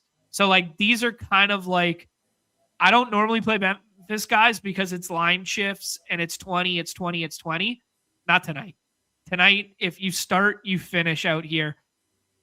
Systemic failure? Absolutely, because they're 22.5-point dogs against a playoff team that's pushing as hard as they can to get the 3rd place in the West. So we get here because we say Cedric Howard doesn't play more than 20. Yeah, plays 18 tonight. Taj Gibson is Taj Gibson. Yeah. Meshack might not play. Yep. OMPD. Yep. But Walter Clayton isn't in part of this conversation though. Not really. He's like a asset that they traded for, who's part of their future. Who's been soft capped at 25. So he's a 25 guy. Okay. Interesting. Yeah. Interesting. Well, one of these guys matters tonight if this game plays to total. Man, I could not pick these dudes out of a lineup. Yeah, fair enough. Fair enough.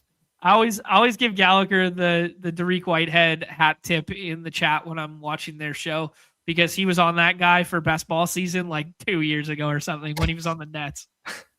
He was like taking them in like streamed best ball drafts and stuff. I was like, this guy knows too much ball for his own good. Really? Yeah. Okay, that's my piece on them. Blazers and Spurs here. Spurs are still 3-point favorites without Wemby and presumably without Castle. I don't know if that is confirmed. Yes, without Castle, that is confirmed there. So Fox is going quite high and rightfully so. Anybody else that you want to get to here? Harper in the last round. Vassell can shoot the lights out when afforded the opportunity. Julian Champagny probably starts tonight. Luke Cornett probably starts. Keldon can fill it up off the bench, 25 minutes, but he's always kind of soft capped. What do you like? I think Dylan Harper I like quite a bit. Okay, cool.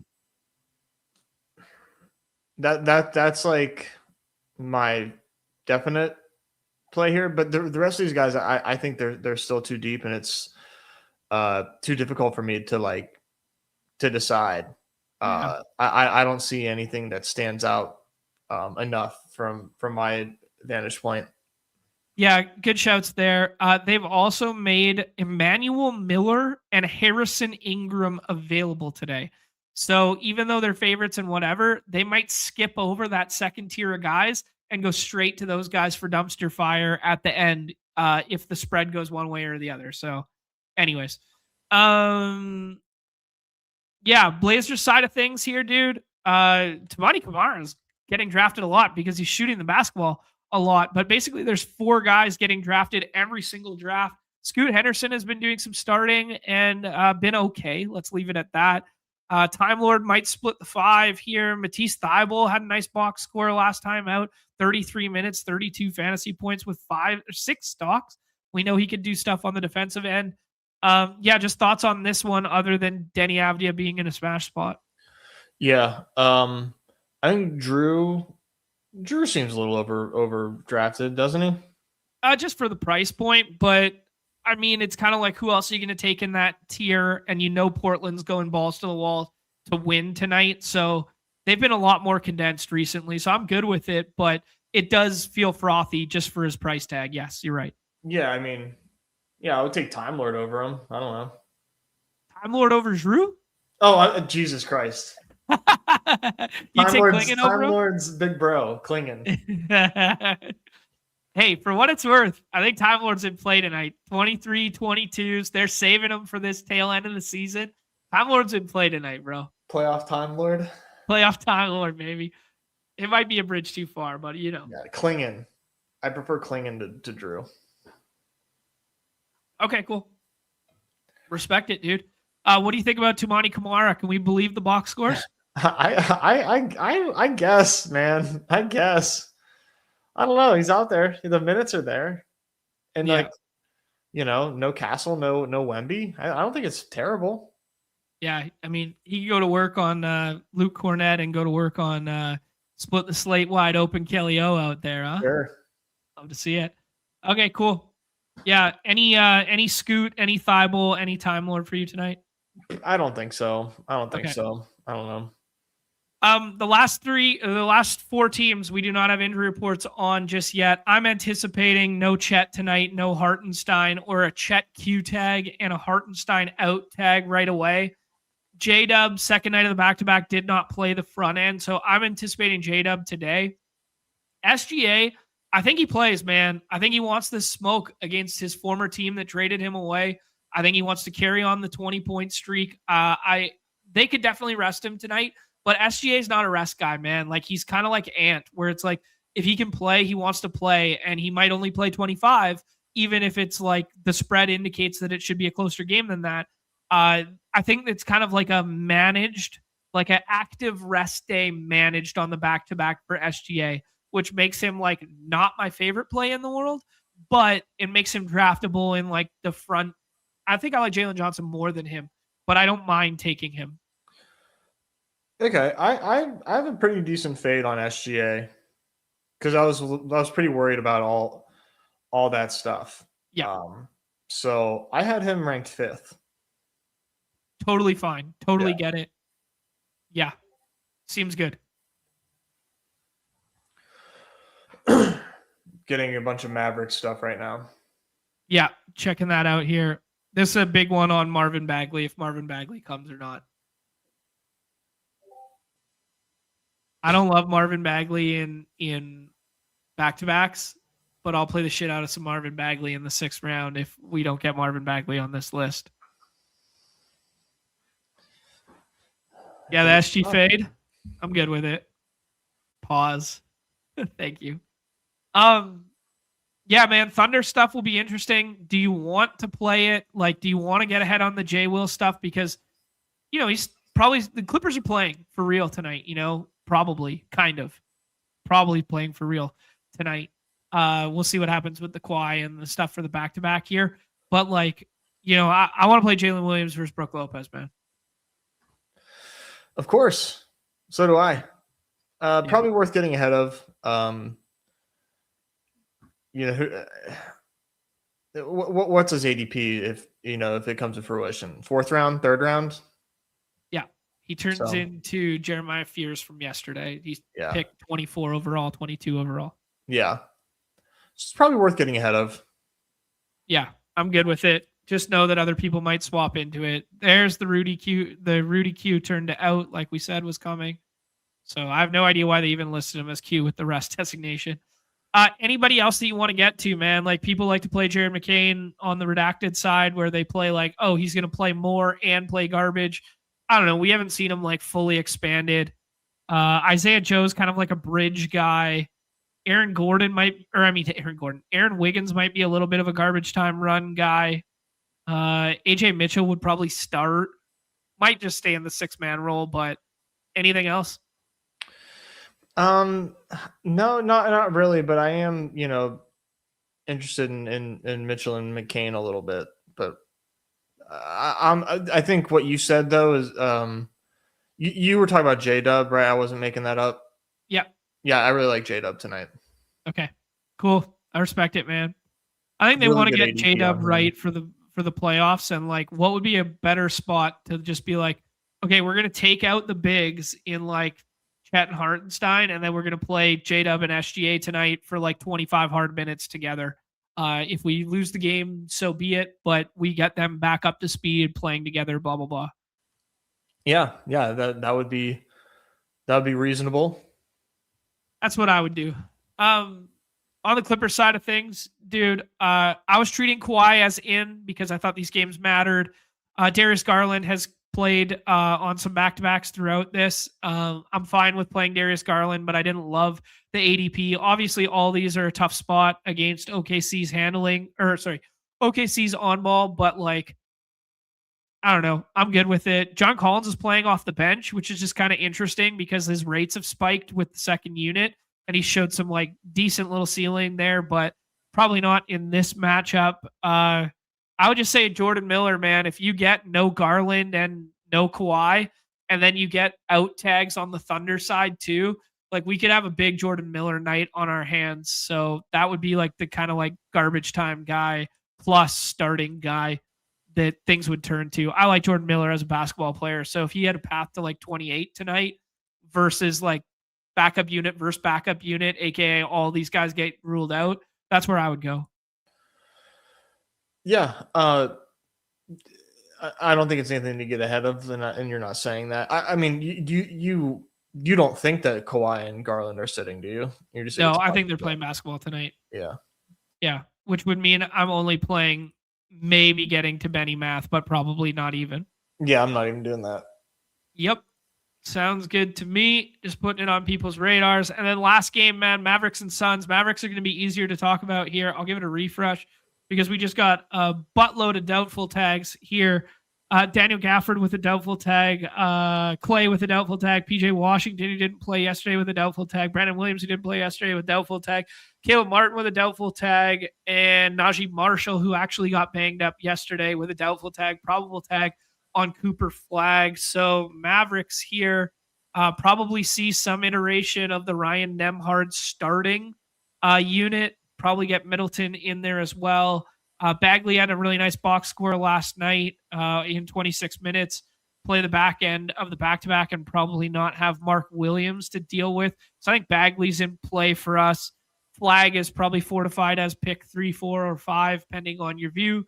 Anything else to say on Dallas? Would you be interested in anyone else? No, I don't think so, man.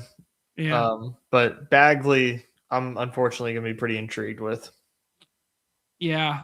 Feels like a half decent. I'm going to do a little thought exercise here because Dallas might only have like 10 tonight. I mean, it certainly seems like it. Yeah, we'll see what they do with like the G Leaguers here. Let me just look real quick. Okay.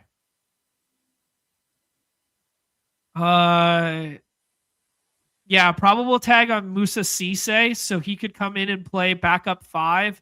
So then you get like a 3 big man rotation with good Canadian kid Dwight Powell, Musa Cisse, and him being Bagley. And then other G Leaguers with probable tags. John Polka, whatever, Kiddis, he's played a little bit. And then Tyler Smith as well. So they're not going to be like crazy. Man, they might only have 10 with those guys in. This is just a Cooper Flag chases Rookie of the Year spot and hope for the best. Max Christie can get hot from 3. Bagley, probably the only other guy I'm interested in. Yep. All right. Are these guys? Oh, okay. It's in the player pool. 18 minutes last night. All right. Okay, cool. And then the Suns, man, maybe there's some funny business here because the Suns are kind of like a little bit locked in. I'd anticipate Mark Dub not playing. And then maybe one of Jalen Green and Devin Booker not playing, but I'm treating them both in as of right now. I think the push-pull would be you get to a little bit of Jordan Goodwin if these two are out in the last round, just because it's a soft matchup, whatever. Maybe Oso you could get to at the 5, but I don't know. It hasn't been amazing recently, but if he's playing against Marvin Bagley, how bad could it be? But yeah, how far? Anything else to say on Phoenix? No, I do think Oso is pretty in play, though, assuming Mark Williams doesn't go. Okay. Perfect. All right, dude. I think that's pretty good there. Nez, why don't you go ahead and put that banner up for us, and we'll rip a draft here. There we go. Your boys got 20 of them in thus far. Little solver time draft. 3 more spots in the hoop streets alongside us. Snap, snap, snap.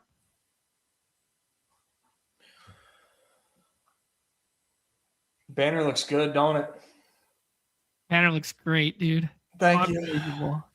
You gotta take off this freaking jersey since the Pirates lost today. Oh, did they? It's over. Hey, you didn't respond to me on Twitter yesterday. I was being spicy. That didn't deserve a reply. I had my burner goons in there in your mentions. they handle you for me. The Pirates fandom on Twitter. I'm getting in there with the laundry bros. Love to see it. Dudes with AI profile pictures of Connor Griffin. Yeah, you don't want to go against those guys. Absolutely not.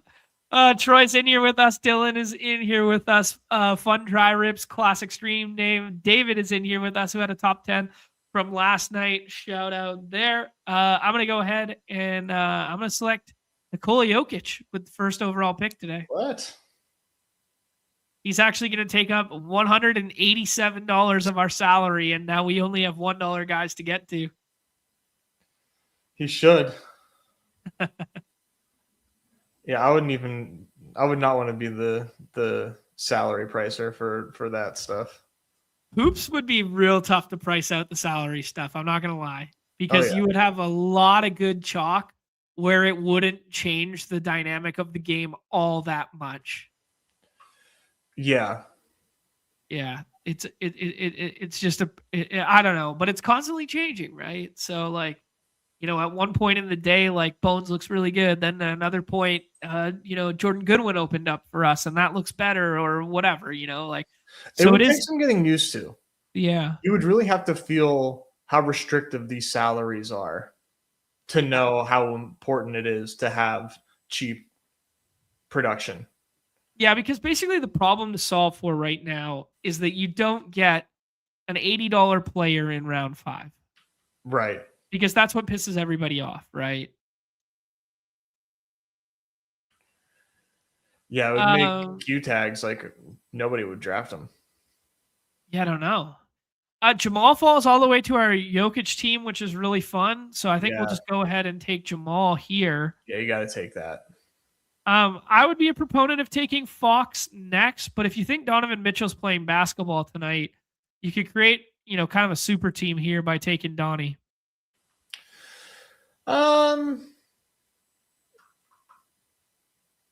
Let's do Fox. Wow, what a condom. Take Mitchell then. Take Spider. This is probably gonna be our only hoops draft, so make the most of it. Let's let them know, baby. This is what the winner looks like. Yeah. Yeah, RM's got a good point here on stacked slates. It can be really fun because effectively you put yourself in a position where you're expanding the player pool on a 10-game hoop slate to like 70, 80 deep. Whereas right now, when we play a 10-game slate in November, we're still only drafting 40 players or 45 players because Pascal Siakam in the last round is too good to pass up on instead of Nickeil Alexander-Walker or something like that. And that's not as stark a tier break as $45 to $1. That's more like 45 to 35. Like, Yeah. Yeah. Yeah, it's such a fun thought experiment, but yeah, in reality, like, just keep coming back to like how does the ecosystem possibly coexist? Yeah. We just need to get more people in here. Yeah. You need more people to do the ecosystem because splitting the player pool is never good for prize pools because nobody wants to put time in because these are labor intensive games, right? Oh, yeah. And nobody wants to put time in if the reward is only like 1K up top. Like there's a lot of slates I don't play because it's 1K up top. Yeah. It's for love of the game or for the stream, Mm-hmm. It's not worth me doing 20 entries in that. No offense, but like that's just. Yeah, no, I get it. Yeah. Cade goes there. Billy the Kid saying Jokic would have to cost you from getting a good second and third round pick. I mean, that kind of makes sense. Subjective, but makes sense. All right, Nez. I would throw my hat in for Ryan Rollins here. I like it. If you're gonna it's not often that you want to draft Ryan Rollins and suggest it. So I never ever suggest it. I think there's two paths for him tonight, and I'm fine with it. You think he'll play more than like 25 minutes? I think 25 might be good enough on this slate, but I do think he'll play more than 25 minutes tonight. Okay. Yeah. Maybe Usman Dang's a better pick there, but yeah. And then, I don't know, Onyeka goes with a little bit of game correlation, but I kind of like J-Dub, man. We could also take Jay Lynn with a Y if we want to go that route. We should be okay on Jay Will. He should come back. Let's do Onyeka. He's playing big minutes. All right, let's do it. Yeah, Onyeka in like a game that they have to have, and no Jock Landell. I kind of like it, dude. You'll see what David's doing here. A little bit of the slappy, getting ahead of this Minnesota stuff. Something I was doing a little bit earlier today, pulling up Bones, pulling up Naz Reid. Jalen Green's good and will age better if Booker doesn't go or vice versa kind of thing. Yeah, pretty much par for the course right now. It's a good window to draft right now before the late news comes because you can kind of get access to some combos before everybody starts chasing the same stuff. You do open yourself up to getting screwed, but Sure. by lighting a couple lineups on fire. But there are some floor plays in the last round where if you don't think the right tail outcome of like Jay Will is worth the risk today, just take, CJ McCollum or Tamani Kamara and get 30 points, and maybe that's enough to win, right? Yeah, you got to crack some eggs. Yeah. Okay, Bone. Is that what do you think? Are you going to pay up for Bones that high? No, that's I don't even think he would project that high. Like I think Bones would be a $26 player on this slate if we want to talk in our draft terms, the theme of the show today. He'd be a 4th, 5th round pick. Okay. Like J will be a better play than Bones if we get none of the bigs from the Thunder. Okay. That says a lot. Usman Dang goes there, and then Marvin Bagley, love to see it. Good scroll. Yeah, that dude's tapped in. Sure is. Sorry, I thought we would get J Will. We can. Oh, that's J Dub that went. Okay. Yeah, we can take the swing on Jalen with a Y here, or we could take one of the Memphis guys. Oh, call your shot on the Memphis guy. Stand for something. All right. Let's take Lucas Williamson. I think 0% drafted Lucas Williamson. I think it sets up better for game stat correlation. The Lucas Williamson one could age so poorly if Jeremiah Meshack plays like a lot of minutes or something like that. But yeah, Lucas Williamson just opposite the Denver stuff. 2 Denver pieces go absolutely nuke, and then we scroll the F down for who's playing garbage there. I think you guys could get funky with it today, man. Mix and match a couple of 15% owned guys and fuck around, find out with peak silly season out here. I mean, you don't have to take, Tamani Kamara in the 5th round every single time just because he's shooting the basketball a little bit more and might give you 35 fantasy points. I mean, that might be enough to win the slate. It might not. And maybe you need, whoever today's Kennedy Chandler is in the last round. One of the only people to draft him last night. Yeah, I had 4 shares, and the only other shares were 2 to Mayor McShippet or something. Yeah. Evergreen. Troy telling us David Fry just hit a grand slam. David Fry versus a lefty, baby. Bargers and Fries. Evergreen. Oh, yeah. What sucks is I played that with Starling Marte on the other end, and I don't think Starling Marte is going to hit a homer today. Oh, damn. He did hit a double. Hey, good for him. There you go. It's always David Fry. Always the answer David is literally always David Fry. All right, Nez, I got some real life stuff to take care of, and Dog is staring at me here, but I think we should do the people the service of at least ripping through the baseball slate real quick. Yeah, do you just want to hop into a draft? Yeah, sure. I just wanted to share this. Marvin Bagley going back home to Phoenix, where he was born and raised. Unbelievable alpha in the chat right now. Oh. Yeah, let's go ahead. Solver is not accessible for the baseball. Only a 4-game slate on this night slate.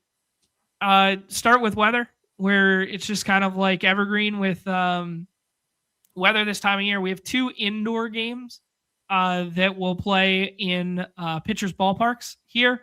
And then we have 2 outdoor games that are quite chilly, dude.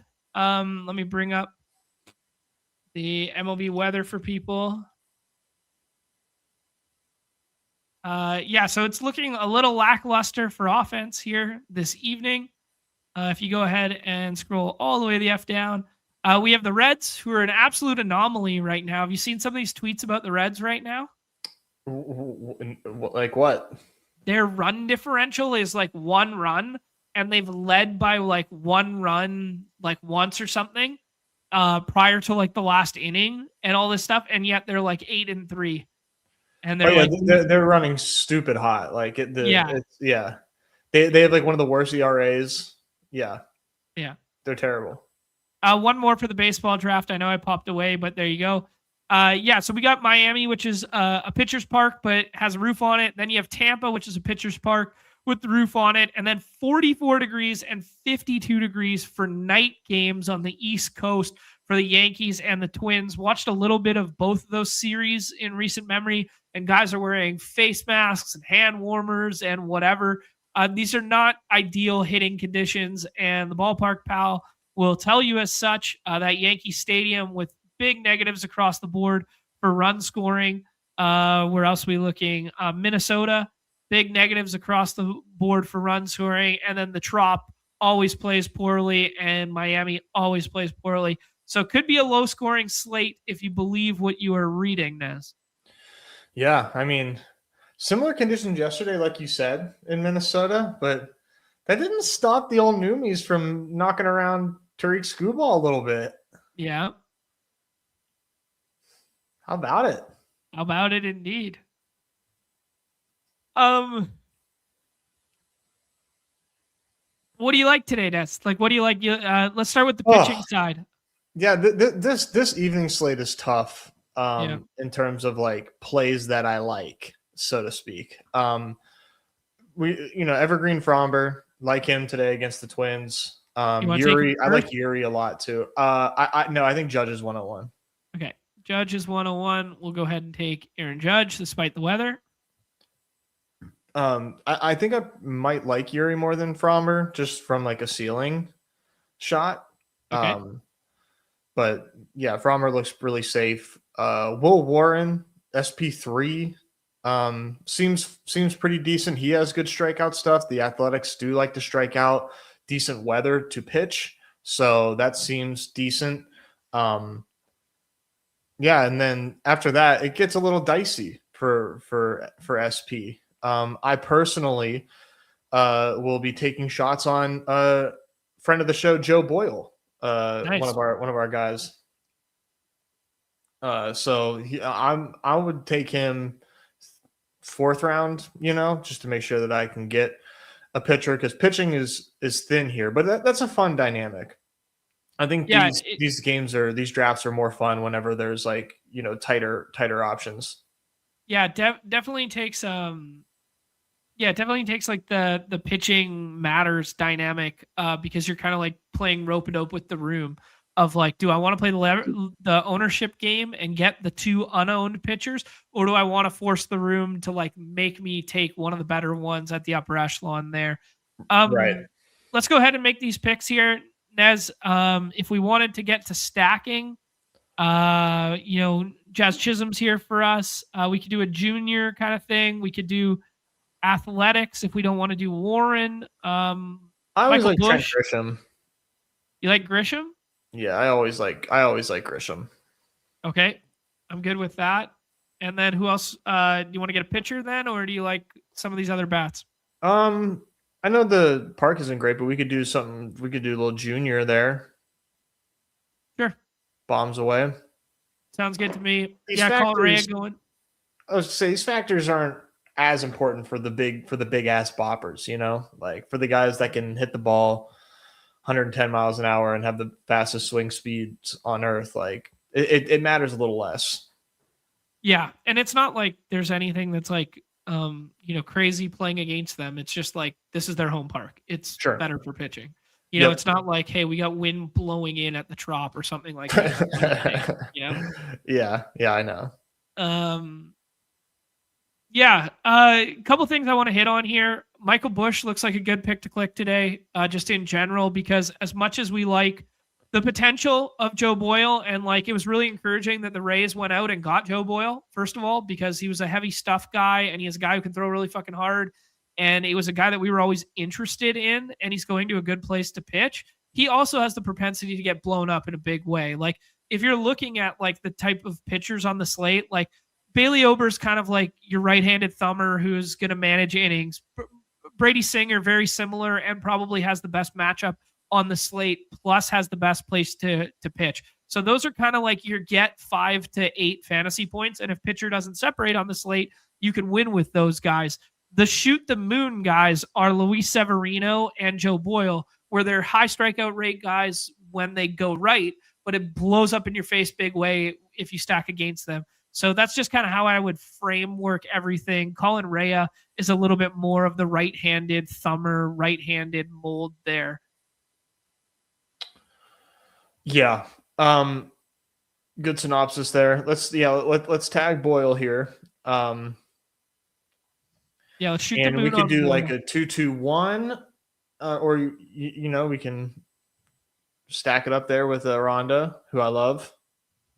Yeah, let's stack this up. Let's do a 2-2-1, and then we'll pick a one-off pick to click at the end here. Yeah. That's kind of like a contrarian bat that may or may not be in the lineup. Yeah. But yeah, let's take the upside shot on Boyle going up against a tough lineup, but he's got some ceiling potential because of the stuff metrics. You get Aranda and Caminero who are 1-2. You get Grisham and Judge who are 1-2, and then maybe we take a swing on like a low owned bat to like just be a pick to click homer guy or something like that. Yeah.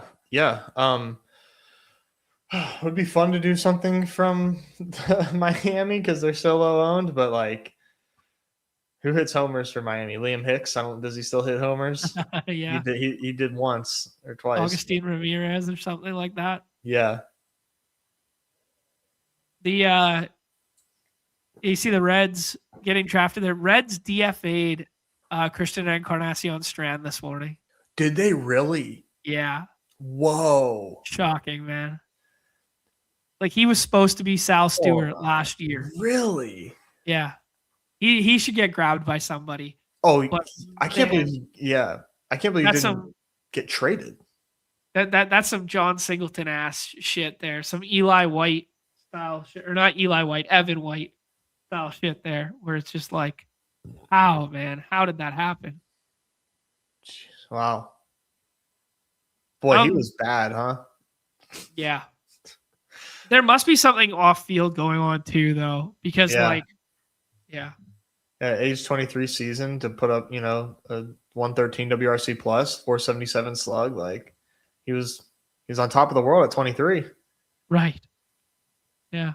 Going good old CES. Yeah, hopefully he lands on a sweep. Dang. All right. I mean, we can put Yanni Diaz as like the easy, and then you're like, oh, maybe this lineup's duped. If we want to pick like a one-off pick to click, like Augustine Ramirez feels okay as a home run call.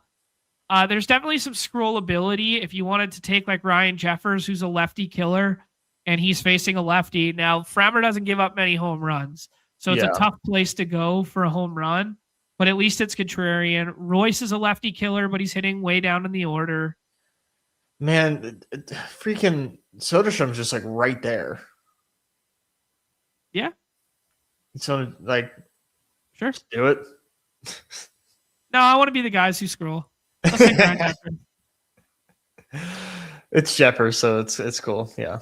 Yeah. Let's take Ryan Jeffers there, and just he's a lefty killer, and maybe he gets one up and out versus Framber. Dude, Jacob Marcy stole 4 bases yesterday, so he gets taken as a one-off here. Will Benson, who has some power versus righties, could be like a fringe 2020 guy if everything broke right, but he would hit under 200 kind of vibe there. Yep. Donnie Tsunami. What a fucking name. Unbelievable. That's sweet. Yeah. There you go. Ghost AF wanted us to take Jeffers. We appeased to the crowd here. Yes, back-to-back influencer 101s. Why wouldn't I get the first pick if I wanted the first pick? I think that's actually 3 first picks on the show today. Yeah, that's actually crazy. Which is just such an anomaly. But when you're hot, man. There's your final team, man. Judge, Grisham, Caminero, Aranda, Jeffers, Boyle. We kind of set our piece on the pitchers there and talked about the ceiling and floor options. Obviously, the under-owned nature of some of these SP7s and 8s would be the leverage moves. Everyone's going to be stacked, and everyone's going to be onslaught stacked. So there's not a ton of leverage in being like the guy who's like, hey, man, I'm playing bottom of the order Miami, because like it's probably going to be duped in some capacity. These slates set up better for 3-1-1s and like 4+1s opposed to 5-man onslaughts, because if you do 5-man onslaughts on 4 gamers, you'll be holding hands with a lot of people. So one other potential contrarian narrative that is, a theoretical one, but not always, is taking a one-off versus your own pitcher. Don't stack against your own pitcher, but you'll instantly be contrarian if we did Frommer, but then we did the 1 home run, because the home run's worth 14 points, and then the other one's worth -1 points the other way. So it doesn't kill your lineup if Frommer's the highest scorer on the slate, but you're the only dude on planet Earth who has Ryan Jeffers against him. Yep. Okay, Nez, let's end the show here with the injury reports rolling in. We were right about Mark Williams. He is out. Haywood Highsmith is out. Darius Garland is out for the Clippers. So Benny Math becomes more appealing today. Maybe that brings John Collins off the bench and into the starting unit. Might bring Jordan Miller straight into the starting unit. Who knows what happens there? Grayson Allen with a Q tag here. Isaiah Hartenstein listed available. So maybe RIP to some of the Jay Will plays there. That's unfortunate. Unless we get no Chet. So that's kind of your rundown of the injury report, guys. Stuff is going to continue to push through here. Donovan Mitchell with the let him know. Donovan Mitchell is going to play basketball tonight. Let him know. Let him know. So we just took Donovan Mitchell like the sharps that we are. And yeah. Oh, dude, there's these NBA. There's this one. I forget the guy's name. His name's Carl something. Have you ever seen his song about Amir Coffee? No. I'll have to send it to you. It's like it's so good and like so random and so funny. But you're let him know to the tune of let it go. Reminded me. There you go. But yeah, I'm gonna send this to you right now because it's incredible. All right, Amir Coffee bangers only from here on out. I'm going to refresh the injury report while we're still here because it's 1:02 Pacific Standard Time, which means we got the 4 p.m. Eastern, which means in theory we got, yeah, man, Thunder are full. Wow. Yeah, no Garland, no Isaiah Jackson, no Niederhauser. Thunder being full is very surprising to me. But we got Thunder as full versus the Clippers. And then Suns are full-ish, just no Mark Dub, no Haywood Highsmith, and Q tag on Grayson Allen. And then the Mavericks are a dumpster fire with G Leaguers listed as probable. Wow. Yeah, I was kind of hoping. I'm kind of sad we were wrong about the Thunder stuff because I wanted Jay Will to matter, but who knows? Outside of that, great show, Nezzy. Any parting words for the people? Oh man, that Thunder report sucks, but yeah. See you tomorrow. See you in the lobbies. Yeah, good stuff today. Yeah, see you in the lobbies for sure.